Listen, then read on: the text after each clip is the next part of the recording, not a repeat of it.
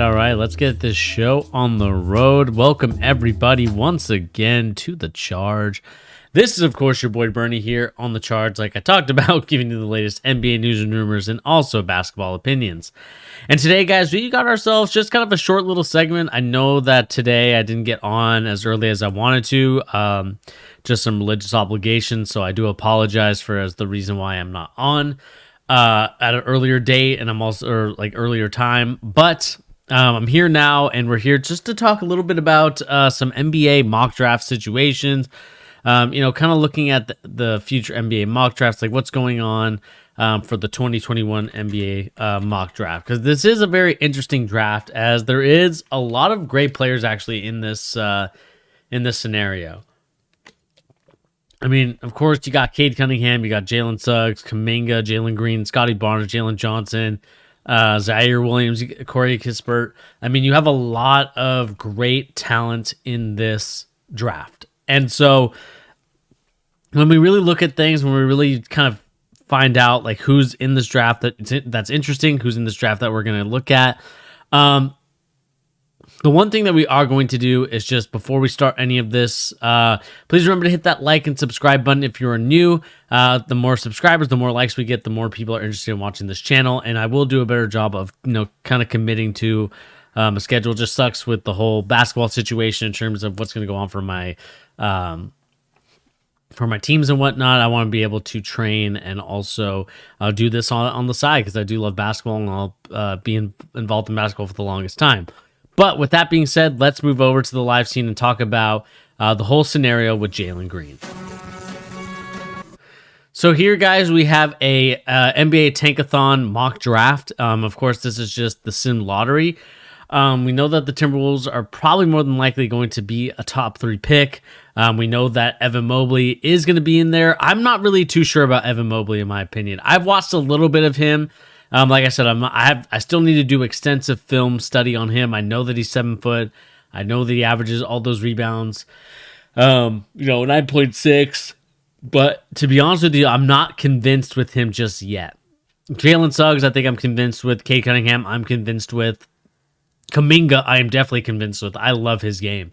And now Jalen Green is starting to play a little bit better, and that's kind of the focus of today's live stream is, of course, Jalen Green. Jalen Green, of course, coming from the G League for the G League Ignite team, a 6'6", 178-pound player. I mean, this kid has all the skills and talent to be a really good player. And here we have a video brought to you by Swish, and of course, we're going to put this into theater mode and kind of watch a little bit of the whole scenario as it pertains to Jalen Green. Of course, Jalen Green is number 4, I believe, on the G League team. So you can see here, nice little flare screen to a nice alley-oop. I mean, this, I would say the first G League game, I was not convinced with Jalen Green whatsoever. But like I said, it was way too early to tell whether or not this kid was going to be anything. And, I think he's finally found his stride. Now, the question for me is he going to be a dominant, I would say, number 1 option on a team? Because, for these top couple players, I mean, we look here. I'm just going to pause it one more time and look at where he's projected to go. He's projected to go to the Orlando Magic. Now, the Orlando Magic, of course, have Vucevic. They have Cole Anthony. They have a bunch of these other players that they have on their team. The question for me now is that the guy that the Magic, in terms of, is he going to be a number 1 guy? You have Aaron Gordon as well. You have Jonathan Isaac.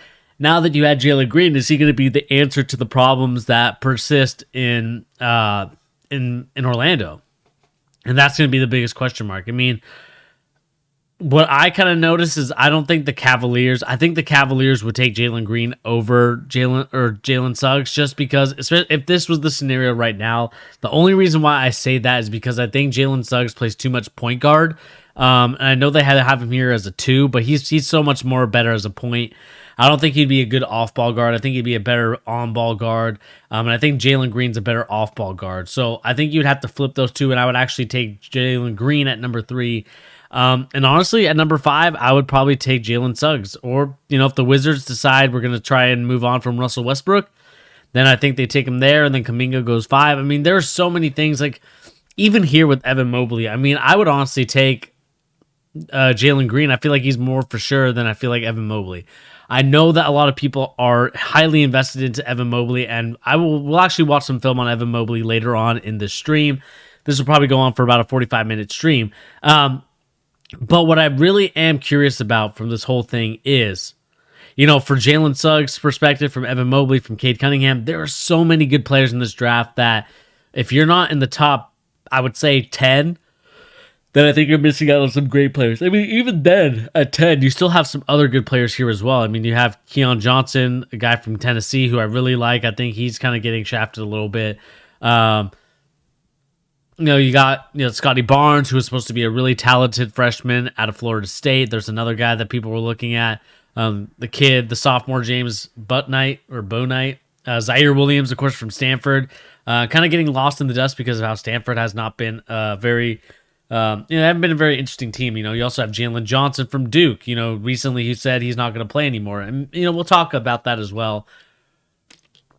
And just kind of like what people are saying about it.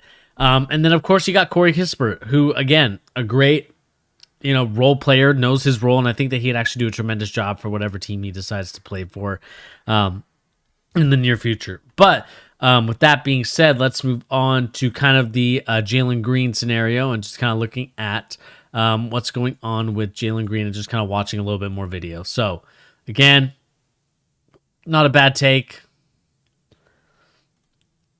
Makes his free throws.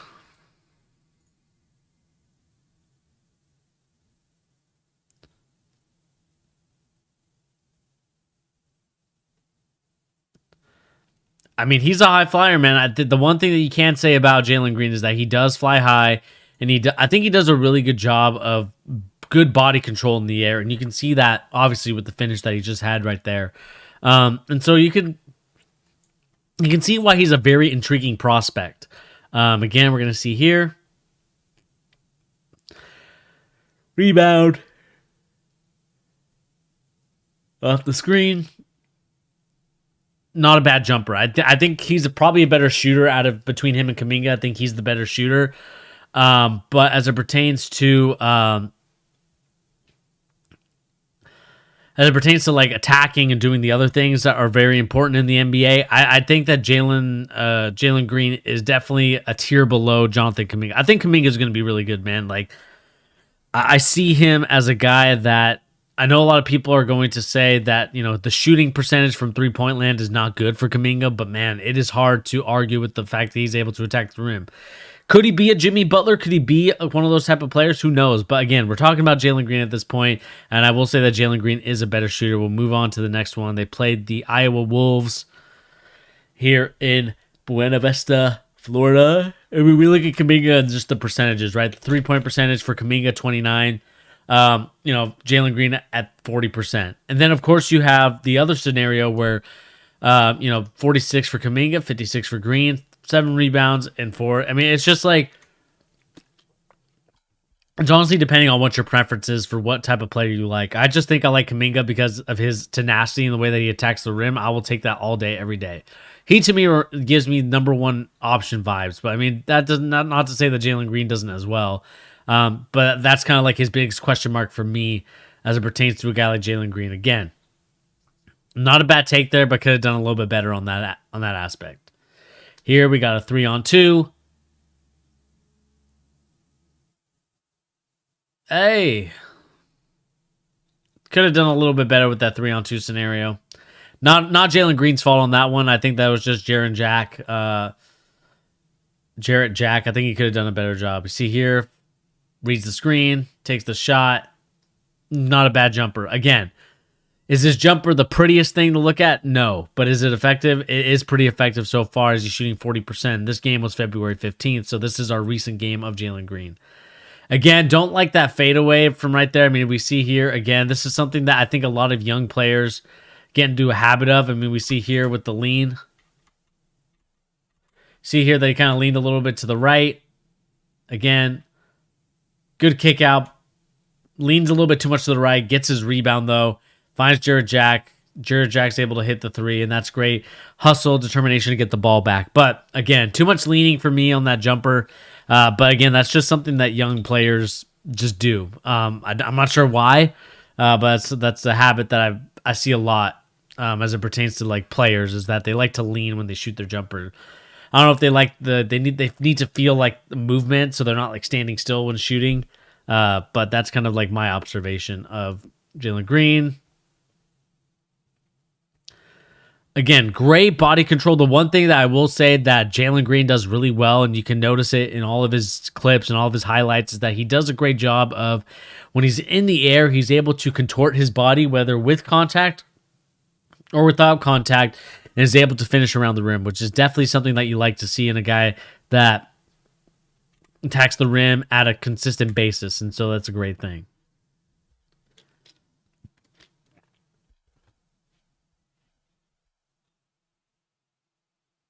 Again, showing you the highlight again. Let's see here. Let's see if we can get a nice different angle. Here we go. Again, you got fouled there, but again, still a great take. Let's see here. Good pass. Good finish by number 13.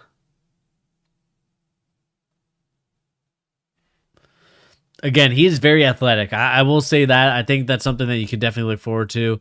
If you're one of the teams that are in the lottery for him. Good pass. I believe that was. Can't tell. No, that was not. That was a good pass though. Good vision. I'm glad that big man was able to kind of still look at it, see if he was open. He was open. Obviously got the shot off and was able to finish at the rim.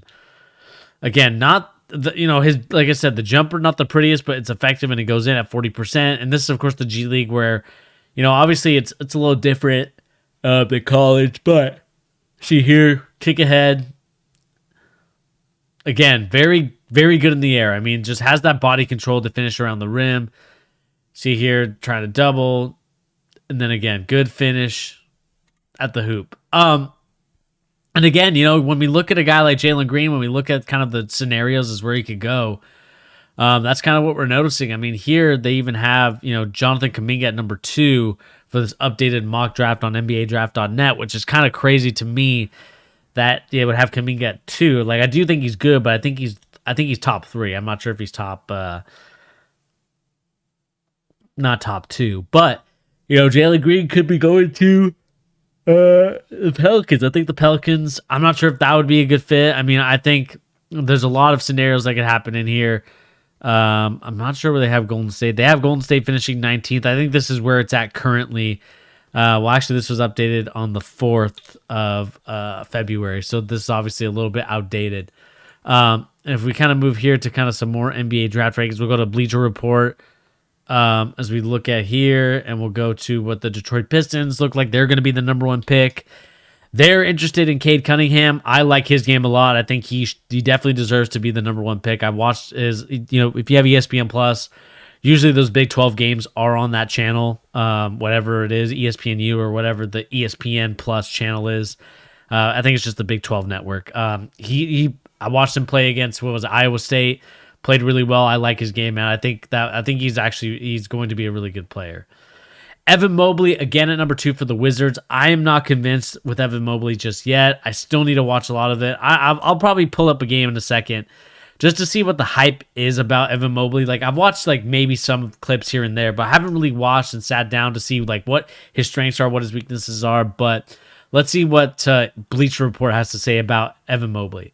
Scouts are looking at Evan Mobley as a potential number 1 overall talent who will likely be available at number 2. The fact that he's a big man should be a bonus selling point to Washington Wizards, who rank 29th in defense. Upside and rim protection and switchability, which obviously draws Mobley the entire season.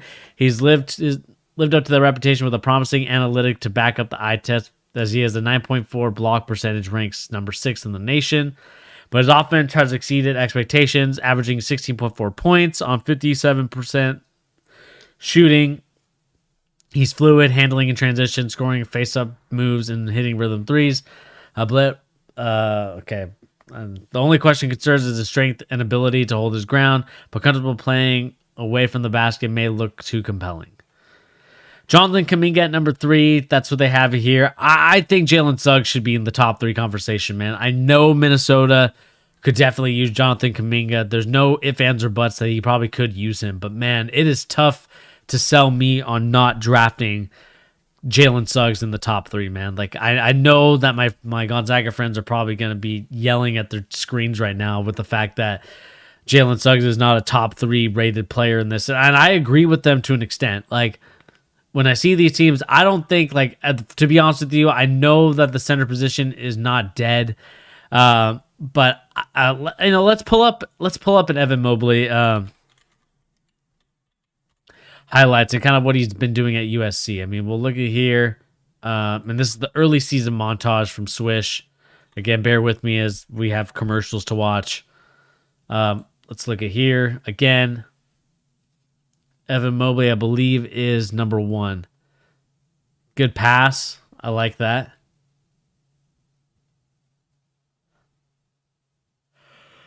Unless he's number 4? He might be number 4.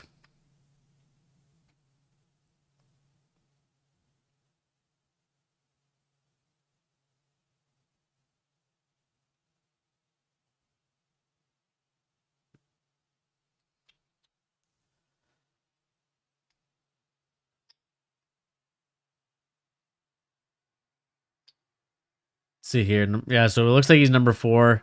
Let's kind of watch a little bit more highlights. This against Montana. Obviously, not the best D1 talent, but again, we're just kind of looking right now, just seeing it. Let me just pull up.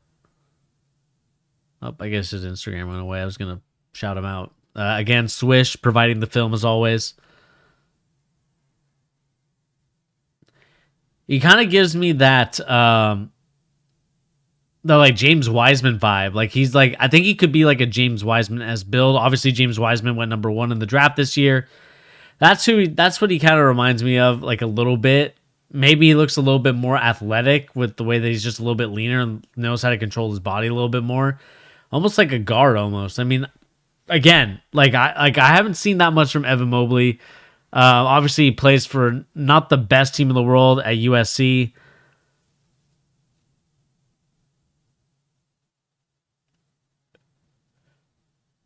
Not sure if I like him just throwing things at the rim. Again, I don't think he has like that. I don't think he has that touch that I think you're looking for as a big.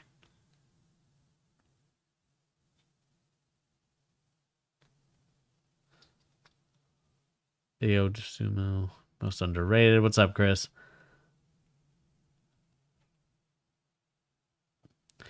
I like his motor. I mean, obviously, he's playing against a BYU, which we all know that, BYU has a bunch of 28-year-olds just because they go on their missions and whatnot. Again, I do think that his game is good. Obviously, I haven't seen much highlights. Obviously, these are highlights, right? So we don't see the bad things. We don't see the things that he needs to work on. But nothing here kind of screams to me like, again, could be a Bam Adebayo build, could be, an improved James Wiseman build. I mean, you could say whatever you want about Evan Mobley, but man, I'm sorry, it's going to be hard to convince me to say that Evan Mobley is a top 2 pick. Top 5, definitely, but top 2 is kind of pushing it for me. I think Jalen Suggs is getting shafted a little bit here. They have him going to Oklahoma City via the Heat. I don't know, man. It's tough to kind of, for me, like, I think Gonzaga, like, obviously it doesn't help that Gonzaga basically blows everybody out, and, that team is so good, but we'll see what happens here. Again, Jalen Green, number 5 to the Orlando Magic, and that's who we're kind of focusing on here today. It'll avoid raising concerns over his shot selection, defense ability to make teammates better, but enough. And that's the thing. I want to see him being able to make those passes that we saw earlier in this video, if you guys were watching. It's just, I want to see him able to not only just attack the rim, not only to just score, but can he be a combo guard that's able to also assist the Rock as well? The Orlando Magic, I know that they probably have tons of scouts out there right now looking at him, because that's probably where the Orlando Magic are going to be drafting at. But I just think that his ability to make passes is going to be the one that's really, for me, going to be the make or break for Jalen Green, because I know that he can score. Like, I have no doubts about his scoring ability. For me, it's more so about, is he able to pass the rock? Is he able to find open teammates? Is he able to create for others like he does himself? Because when he creates a ton of ability and ton of opportunities for himself to score, the question for me now is going to be, can he get others involved? That's how you step your game up from just being like a really good scoring guard that most of these guys are, to being like a really, really good NBA player, in my opinion. Of course, the Chicago Bulls got Jalen Johnson at number 6. We'll see what happens with that one. I know that he just didn't decide to play this year, so we'll see what happens there. Zaire Williams, again, another player that seems to be a top 10 bound player. You got Sharif Cooper from Auburn. He looked pretty good. I mean, I saw him play. Scotty Barnes, again, another player I did not see too much of, so that's going to be an interesting one. Sacramento Kings with Corey Kispert. Again, another good player. I like him. The Knicks going for Moses Moody. Oklahoma City Thunder going for Keon Johnson. Like, I understand that, like, in this scenario, they have them taking who? I forget if they haven't taken Jalen Green. They haven't taken Jalen Green and Keon Johnson. I know the Thunder have a ton of draft picks at this point, but I think the Thunder should either, if they don't like Jalen Green, or if they're just like interested in moving those draft picks, because you already have Shai Gilgeous-Alexander, who I think is going to be a really good player. He's obviously going to be in the running for most improved player. So to me, it's like, why would you want to get other shooting guards when you know that you already have a guy in Shai Gilgeous, when you're trying to get guys like Jalen Green, where you're trying to get guys like Keon Johnson? I understand at this point it's just getting best player available, but I think they should definitely trade this number 12 pick.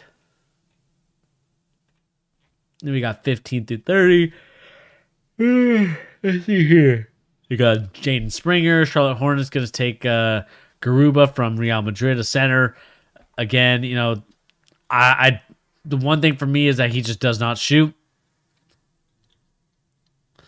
Looks like he's been shooting a lot of threes lately as of this year. Boston Celtics, Devon Mitchell from Baylor. And then, of course, you got here Josh Christopher. I think Christopher's going to be really good, man. I like him. I'm not sure why he's this low in the draft, to be honest with you. I think he should be a little bit higher. I know that he plays at Arizona State just like Evan Mobley, but the problem is with him is that he's just not as tall as Evan Mobley, so he doesn't get noticed. But I think Josh Christopher is going to be a good player in this league. So I think this is a guy that you should definitely look out for as kind of a sleeper in the draft, in my opinion. And you got Marcus Bagley at Arizona State. I think he definitely should. I need to see a little bit more of him. Brandon Boston Jr., again, it sucks to see that he kind of fell off from heaven's grace. I mean, this kid was at one point a top 10 recruit, looking like he was going to be a top 10 pick. And then all of a sudden you just see him falling all the way to 27. That just kind of shows you how Kentucky has been this season. I think that Calipari, we need to start asking questions there. I think the same thing with Roy Williams. I think the same thing with Coach K and Calipari. You got to start asking these questions for these coaches. I mean, right now they're just not performing at the level that you would expect. And for a guy that you have a talent in Brandon Boston Jr., I think you have to do something with him. But it's just crazy to think that he has not improved at all since he's returned. I mean, it is late night streaming. We'll have to look at the stats and kind of look at the box score and just kind of look at what's going on there. It's just kind of interesting for me there. Again, some really good players in the later draft. Like this to me is going to be a great draft. There's a lot of great players. Obviously, starting with the number one guy in Cade Cunningham, and then you got guys like Jalen Johnson, Evan Mobley, Jalen Suggs, all these guys. Jonathan Kuminga, can't forget about him. I guess the question for me now, we saw Bleacher Report's mock draft. I mean, let's look at ESPN, kind of what they have. Cade Cunningham number 1. They have Evan Mobley number 2, Jalen Green number 3, Suggs 4, Kuminga 5. I mean, this is going to be an interesting situation. I don't know how Ayo isn't there unless he's not going to the draft. I don't think he's going to the draft. I think he's probably going to stay another year, in my opinion. But it's just kind of crazy that Brandon Boston Jr. has fallen. Basically, they don't even have him in here, if I'm mistaken. I mean, they got his teammate, Isaiah Jackson. I mean, let's look at number 2 in the second list. Yeah, Brandon Boston Jr., 26th ranked guy. The improved areas, he only weighs 185 pounds. Has been slow to add bulk to his frame, struggled to adapt to the physicality of the college game early. I mean, let's look at Brandon Boston Jr. I mean, what's been going on with him?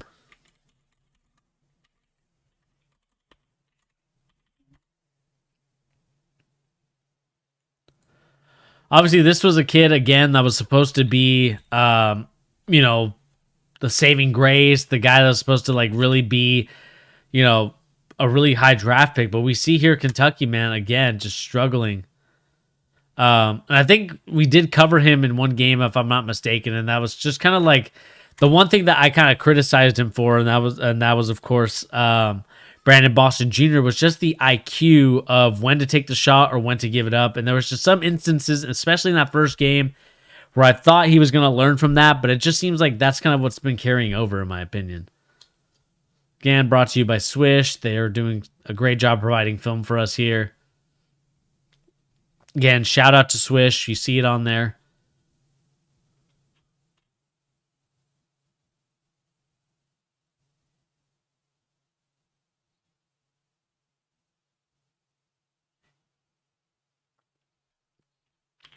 And I wonder if either he decides to go to the G League or he decides to play another year at Kentucky. I just think that he needs something to help him grow his game. We know that when you go to a guy like Calipari, when you go to a guy like Coach K, well, Coach K may be an exception, but Roy Williams, but these 3 coaches especially, when you go with these guys, you're expected to kind of be the guy basically when you get there. And so I would think that Brandon Boston Jr. needs to either go to the G League, to go to the G League Ignite team next year and just kind of develop there. Because I just think that he is missing just something in his game. And I'm not saying that he's going to be a bust or that he's going to be a bad player, but I do think that adding some sort of level of experience of playing, some sort of experience level of getting better, I think that's just something that's going to warrant Brandon Boston Jr.'s growth and potential of being a NBA superstar player to the next level, in my opinion. Again, that is just my opinion. We're obviously just kind of watching some highlights of Brandon Boston Jr. Not a bad shot there, but again, not something that,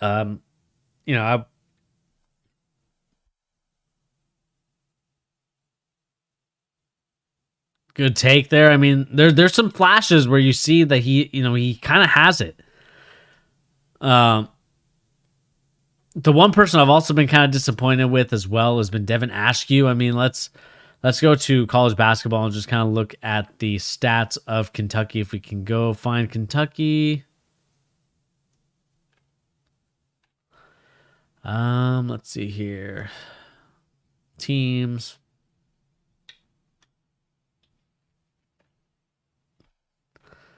See here.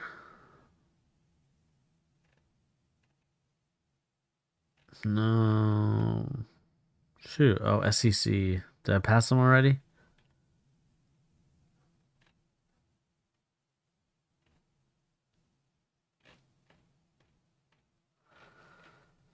Did I already pass them already? I'm not sure if I did or not. No, right here. Let's kind of look at the statistics really quick of just each player. I mean, Devin Askew with assist 3.2. That is kind of worrying to me. I'm not sure if this is the same for all these teams. I mean, let's look at a team okay, so we know that right now that the Kentucky Wildcats best 3-point or best, I would say, assist percentage is Devin Askew at 3.2 assists per game. Brandon Boston Jr. with points and steals as well. So 3.2 for Devin Askew. Let's go to, I would say, the number one team in the conference, Alabama. Just look at their statistics. I mean, that might be right just because of how it is, but man, it is, I don't know, like something about the statistics of Kentucky kind of scares me a bit. I mean, we look at here really quick, Brandon Boston Jr. I want the full stats. I mean, we can kind of look at the field goal percentage in a little bit. Field goal percentage, 37%, not good at all. I mean, let's look and see if we can find Devin Askew. Devin Askew, 36%, not good at all. 3-point percentage has been atrocious. I mean, the best person is Isaiah Jackson, or is this Dante Allen? I believe this is Deontay Allen, and that's the best 3-point shooter at 41%. I mean, or I guess 50% for Alvin Sarr. But again, you know, when you have like your top players at Brandon Boston Jr., you got a guy in Devin Askew.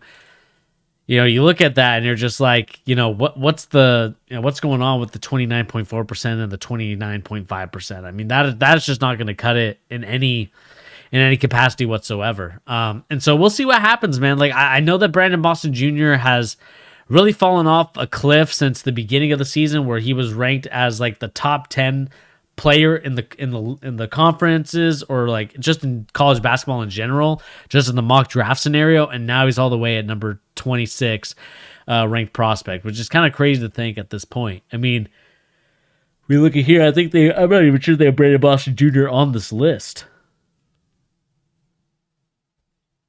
I mean, especially on NBA Draft.net. See if I can control find him. Whoops, that's just a bookmark. I need control.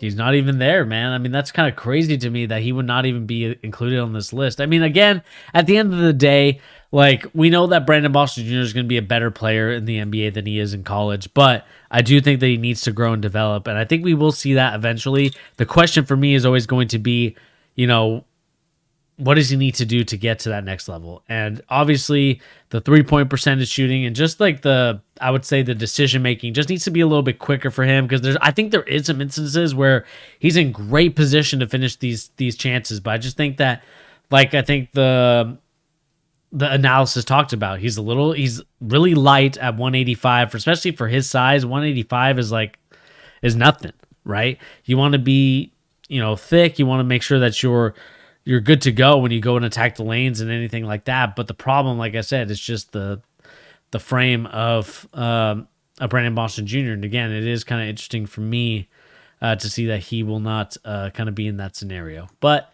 as we kind of move on from that, we kind of move back to kind of the situation at hand as it pertains to, you know, the mock draft. We go back to the whole thing. I do think that this, I want to say Western Kentucky, it could be, I'm not sure if they're,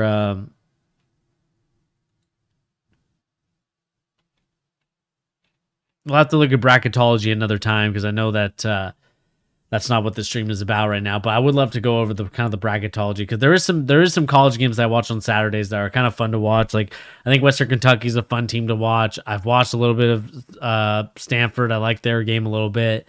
Michigan, you know, kind of a sleeping contending team. Like, I love watching them play. You know, Juwan Howard's got them going. I mean, Juwan Howard has done a tremendous job at Michigan, man. I know that he's an alumni there, but man, it is awesome to see that he's, you know, when you're able to kind of win with your alumni team and just kind of be able to get them, you know, raising to a level that you never thought could happen, you know, in a very long time. It's awesome to see that he's able to carry that team to the way, you know, the way that team's going. Texas Tech, again, another good team. Again, Josh Christopher, another sleeper pick that I would try and look out for, just for the future. But, you know, other than that, guys, I think that's pretty much it for today's stream. Again, guys, you know, Jalen Green, kind of the main topic, kind of the main guy that we talked about today, just because we know that Jalen Green is one of those players that is very intriguing with his size, his athletic ability, with all the things that he provides for any team. you see the ability that he has. You see the fact that he's able to score and do a lot of different things. But at the same time, what is awesome to see is that, Jalen Green has definitely lived up to the expectations that a lot of us were worried about after the first game. Not saying that we were worried in terms of like, oh, is he real bust, but more so of, he had the first game jitters. Hopefully that's just a one-time thing. We'll see if he can perform again and again. He's been doing that so far. I'm not sure when the next G League game is for them, but we'll definitely be looking up that as well. And then for you Gonzaga fans, Chet Holmgren, I believe, is going to be announcing his decision either this week or next week. So in the coming days, you will see Chet Holmgren decide whether or not he's going to go to Gonzaga, which is kind of the rumored school that's been, his number one choice, or whether he's going to go to the G League and play with the Ignite guys. Obviously not going to be playing with Green or Kuminga, but definitely will be in that conversation of where he's going to go in the near future. But again, guys, that's kind of going to be it for today's episode of The Charge. I do appreciate each and every one of you for joining me here today. As we kind of look at the whole scenario, the Miami Heat just absolutely blew their game. And we see that Steph Curry has definitely kind of performed and lived up to the expectations. I think if you guys were listening earlier, we saw that, a guy like Steph Curry, definitely, assist-wise has done a lot better. 4 of 19 from 3, got 20 points. Kelly Oubre, playing a tremendous game, 23 points. Oubre's kind of found his stride, while Curry's kind of also finding his stride as well. I mean, the one thing that you can't say about the Brooklyn Nets, but the Golden State Warriors is just their ability to keep fighting and keep competing. I mean, they're not going to be a team that's going to go down out easily. I still have them as my 8th seed for the NBA because I just think that they're that good. I mean, I would love to kind of be, would it be good if they would lose, so that way they would be able to kind of continue to build on their whole scenario. But, you kind of see here that that right now, they're in a tough game. You got Tyler Hero, Duncan Robinson trying to get them kind of back in the game. I believe they're only down 3 against the Golden State Warriors. But, it is one of those things that you want to see here.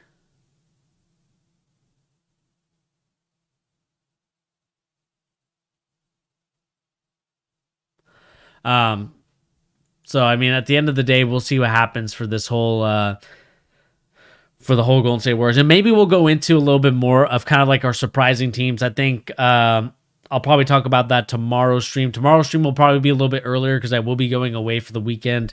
I guess from Thursday to Sunday. So I will definitely be streaming on Thursday and Friday. I will give you a heads up on when I stream on those 2 days, whether or not I stream early in the day or whether I stream later on. That is going to be one that we're going to be looking at in the near future. Obviously, I don't have like my whole PC setup, so this whole thing, obviously, you're not going to get this whole setup with the video in the background with me here, all the fancy things. So I will be looking at comments. I will be looking at that as we kind of continue going on from here. Just kind of watching this last bit of highlight. 30 seconds left for the Golden State Warriors and the Miami Heat game. The Heat down by 3. Let's see what Curry's got in his bag.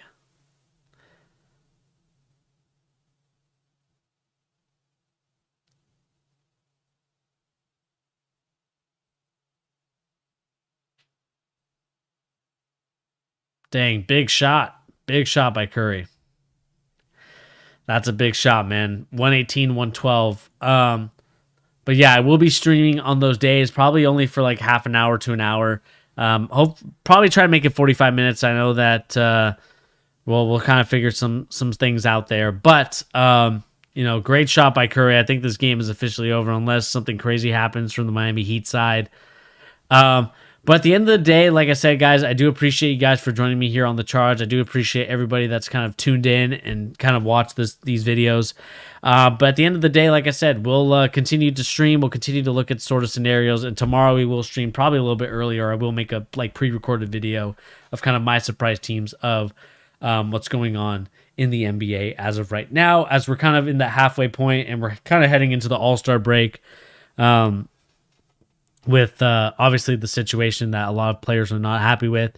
There is one story that I want to talk about, but I think that it's too controversial for YouTube's sake, and I would love to talk about it, but I know YouTube would just ban my channel just like that if I were to talk about it, and kind of what the NBA wants to do for its players. Like I said, I would love to talk about that stuff, but of course, like I said, YouTube is just going to right out ban this channel if I kind of even make one single opinion on it. So I will leave it at that. I will kind of head out of here. But anyway, guys, thank you once again for joining me here on The Charge, giving you the latest NBA news and rumors and also basketball opinions. And guys, make sure to hit that like button. Also, make sure to hit that subscribe button, and we'll make sure to take care of you here on The Charge. Like I said, giving you the latest NBA news and rumors and also basketball opinions with the emphasis on basketball opinions. And again, guys, thank you once again for tuning in to the 4 viewers or the 3 viewers. I can't see how many there are, but I do appreciate you guys here. Chris, Gabby, do appreciate you guys coming through. Anyway, guys, like I said, we'll see you on the next episode of The Charge Daily Stream. And again, guys, please remember to hit that like, hit that subscribe, and we'll catch you guys on the next episode. Peace.